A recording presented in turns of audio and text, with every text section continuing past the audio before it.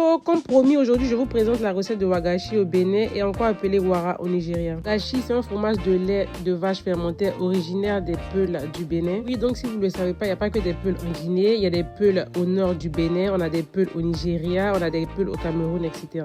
Après la petite leçon, on passe à la recette. Du coup, le wagashi, lorsqu'il n'est pas encore prêt, il donne ça. Quand vous l'achetez sur le commerce, il est comme ça, il est tout frais.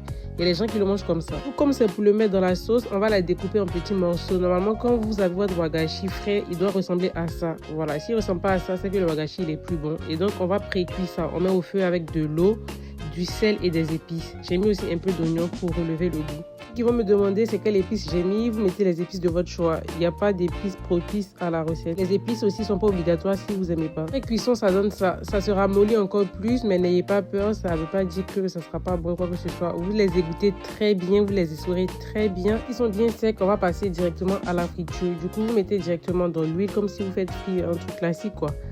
Et puis, à la fin, ça doit donner ça. Vous pouvez conserver ça au congélateur ou au frigo. Et puis, ça passe dans toutes les sauces. Les béninois, par exemple, ils le remplacent par le poisson ou même ils le rajoutent au poisson, à la viande, etc. Et ça a très bon goût. Après, le goût, il est particulier si vous ne les aimez pas. Et vous pouvez aussi le manger comme du chouïa. Du coup, vous mettez un peu de cancanca à côté, un peu de piment, voilà. Et puis, ça passe. Bon, voilà, c'était la recette du jour. Bon appétit!